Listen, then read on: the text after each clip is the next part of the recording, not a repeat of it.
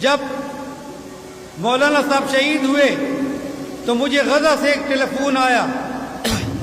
مجھے پتہ نہیں کہ میرا نمبر کس کو، غزہ اور فلسطین کے مجاہد کو.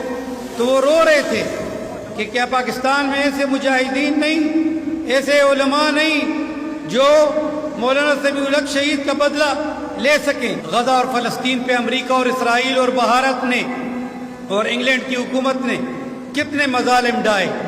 آج سراج الحق صاحب ٹھیک کہہ رہے تھے کہ آج اگر مولانا سمیع الحق شہید زندہ ہوتے تو وہ یہ علم اٹھاتے، یہ جھنڈا وہ اٹھاتے اور امت مسلمہ کے درد کی کہانی وہ قوم کو سناتے.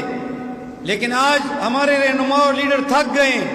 آج اسلامی دنیا عرب اور عجم کی غیرت پتہ نہیں کہاں مر گئی ہے کہ وہاں پہ فلسطین میں مسلمان شہید ہو رہے ہیں، کشمیر میں مسلمان شہید ہو رہے ہیں، لیکن ان کے لیے آواز نہیں اٹھائی جا رہی. افغانستان کی اسلامی امارت قائم ہو گئی، لیکن آپ دیکھیں بل اتفاق رائے پوری دنیا کی حکومتیں افغانستان کی علماء اور اسلام کی حکومت کو تسلیم نہیں کر رہے. یہ سازش نہیں تو اور کیا ہے؟ یہ اسلام سے نفرت نہیں اور تو کیا ہے؟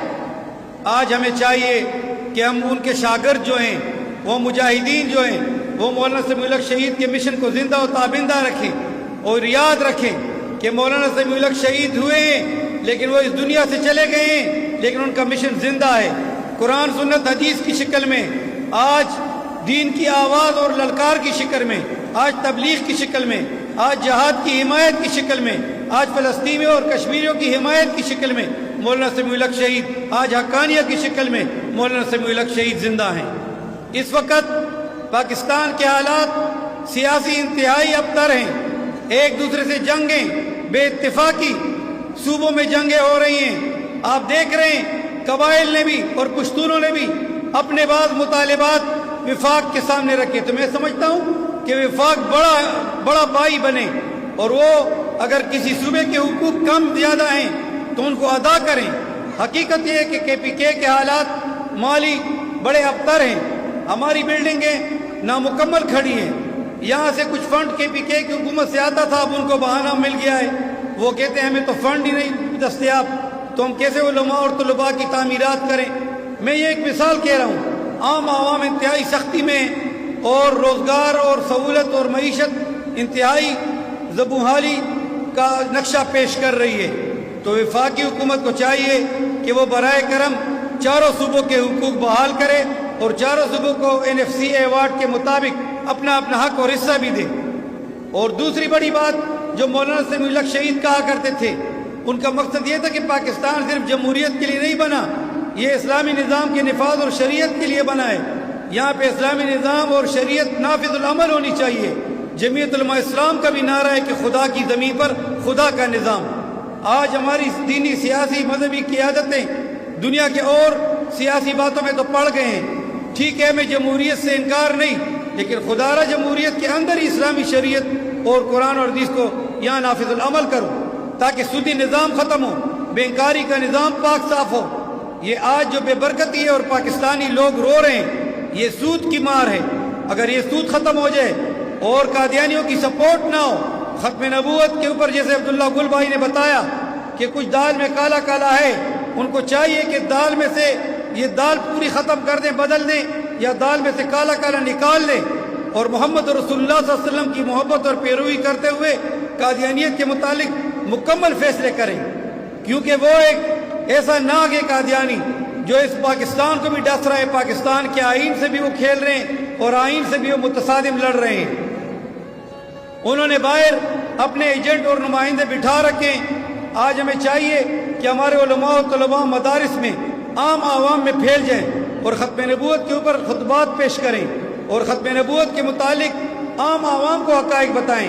ایسا نہ ہو کہ لوگ موبائل اور فیس بک اور ٹی وی کے ذریعے انہوں نے جو بڑے بڑے دستاری پہنے ہوتی ہیں اور لندن کے چینل سے وہ آتے ہیں، لوگ سمجھتے ہیں کہ شاید یہ کوئی جید علماء ہیں. وہ مرزا غلام قادیانی کی نسل ہے اور مسلمانوں کو دھوکہ دے رہے ہیں، ہاتھ میں تسبیح پکڑ کے، سفید داڑھی رکھ کے اور دستار سر پہ باندھ کے. یہ خالہ تو یہ ہمارے علماء طلباء اور ختم نبوت کی تحریک کا کام ہے کہ ملک پاکستان میں اور امت مسلمہ پھیل جائیں.